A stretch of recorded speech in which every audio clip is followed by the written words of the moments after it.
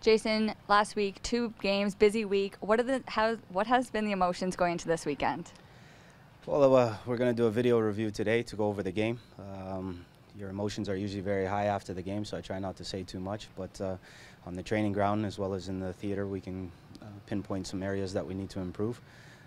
Hopefully the players will receive those points and we can move forward.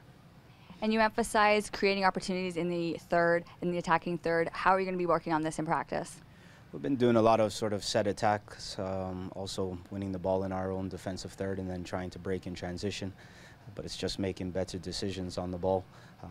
And sometimes that they can only improve from that when they see it for themselves in video, which we believe can help the players. So it's a combination of doing video work, but also getting on the training pitch to get as many repetitions as we can in those scenarios. And you're playing against St. Louis, a team you guys did beat 2-1. What is the game plan going into the game on Saturday? They play a similar system to us. You know, you have to be wary of the boy Fink at the back, who's pretty good on set pieces. Hardware's very explosive in the transition game, so they look to break very quickly with him and Lynch. Brian Gall's another player who played striker the last time we played them, but has been playing in the midfield, so we have to be wary of him linking the play.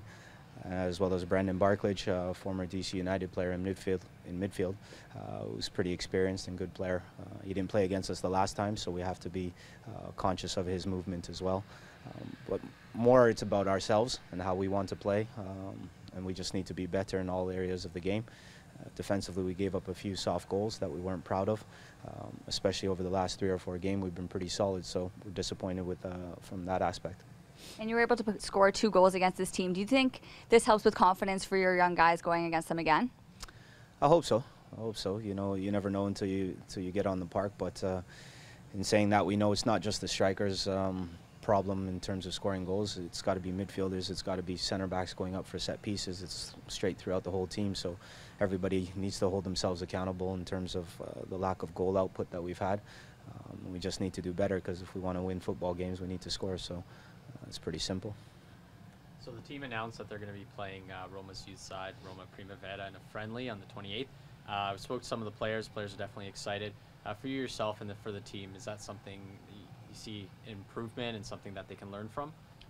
Yeah, most definitely. You see the players that are away with the Pan Am Games at the moment, and they're playing against Brazil's, top talent and other teams that they'll be facing in that competition. That helps the players tenfold, because football is football, but it's played differently with different players all around the world. So the more international flavor you can get as a youth, it can help you so much.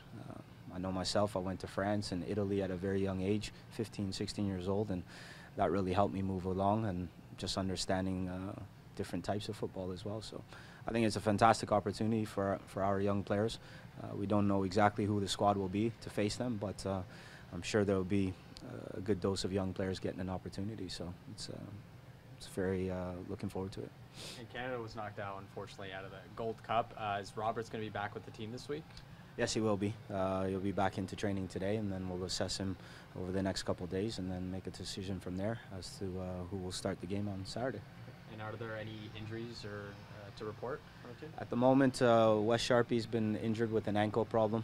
He took a knock to his ankle a couple weeks ago, so he will not be available for selection. And then there's a couple of players that we're sort of monitoring in terms of possible concussion and that type of thing. So we'll address it over the next few days and then put out a team that we think can win on Saturday.